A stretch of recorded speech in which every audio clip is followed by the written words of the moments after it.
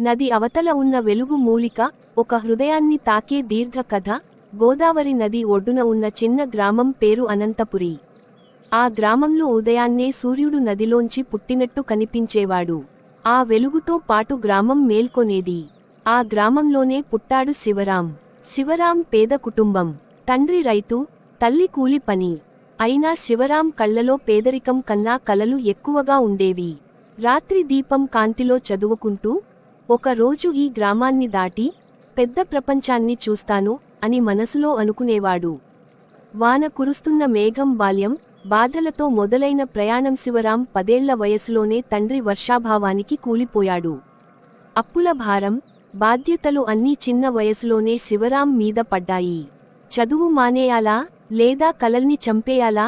ఒక రోజు తల్లి అన్న మాట అతని జీవితాన్ని మార్చింది. బాధలు మనల్ని చిన్నవాళ్లను చేయవురా, మనం భయపడితేనే ఓడిపోతాం. ఆ మాటలు శివరాం గుండెల్లో పాతుకుపోయాయి. పుస్తకాలు పోరాటం, వెలుగుకి దారిపగలు పొలం పని, రాత్రి చదువు. చెదిరిన పుస్తకాలు, పాత నోట్స్. అయినా అతని పట్టుదల కొత్తగా మెరిసింది. గ్రామ స్కూల్ టీచర్ రామయ్య మాస్టారు శివరాంలో ఏదో ప్రత్యేకత చూశారు. ఈ పిల్లాడు చదువుకుంటే ఊరు దాటి వెలుగు చూస్తాడు అని అతన్ని ప్రోత్సహించారు. స్కాలర్షిప్ వచ్చింది. పట్టణానికి వెళ్లే అవకాశం వచ్చింది. అది శివరాం జీవితంలో మొదటి పెద్ద అడుగు. నగర దృశ్యం పట్టణం, పరీక్షల ప్రపంచం. పట్టణం శివరాన్ని భయపెట్టింది. ఎత్తైన భవనాలు, కొత్త మనుషులు, ఎగతాళి చేసే చూపులు. గ్రామం నుంచి వచ్చిన వాడివా, నీకు ఇది కష్టం రా. అయినా శివరాం ఆ మాటల్ని గుండెల్లోకి తీసుకోలేదు.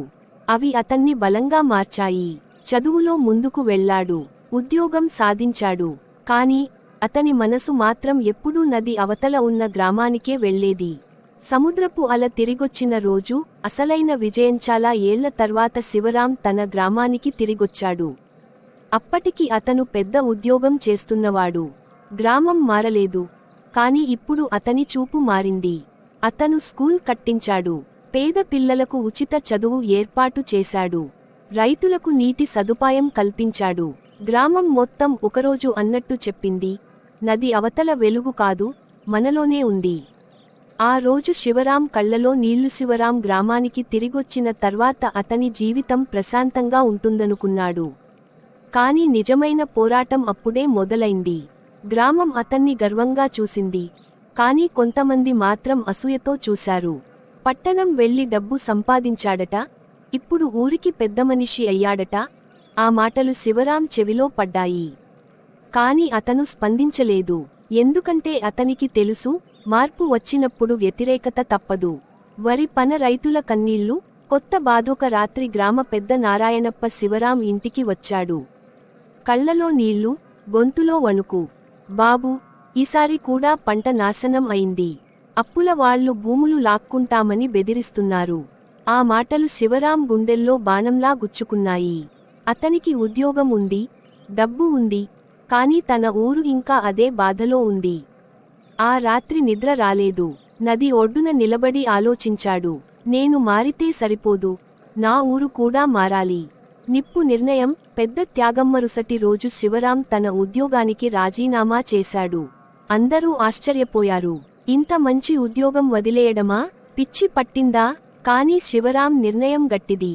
అతను తన సంపాదనతో నీటి ప్రాజెక్ట్ మొదలుపెట్టాడు. చిన్న చెరువు కాదు, పూర్తి సాగునీటి వ్యవస్థ. అడ్డంకులు వచ్చాయి. అధికారులు లంచాలు అడిగారు. కొంతమంది గ్రామస్తులే వ్యతిరేకించారు. ఇవి మన వల్ల కాదురా. ముందు కూడా ప్రయత్నించారు, ఫలితం లేదు. కాని శివరాం ఆగలేదు. సుడిగాలి, తుఫాను, రాత్రి పరీక్ష. ఒక రాత్రి భారీ వర్షం. అర్ధరాత్రి చెరువు కట్ట తెగిపోవచ్చని వార్త వచ్చింది. అందరూ భయంతో ఇళ్లలోనే ఉన్నారు. కాని శివరాం పరుగెత్తాడు. వర్షం, మట్టి, చీకటి ఏదీ అతన్ని ఆపలేదు. గ్రామ యువకుల్ని పిలిచాడు.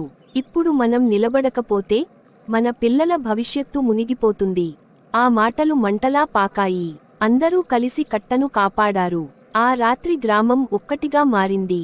నారుమొక్క మార్పు, వెలుగు మొదలైంది. కొన్ని నెలల తర్వాత పొలాలు పచ్చగా మారాయి. రైతుల ముఖాల్లో చిరునవ్వు వచ్చింది. పిల్లలు స్కూల్కు నవ్వుతూ వెళ్లారు.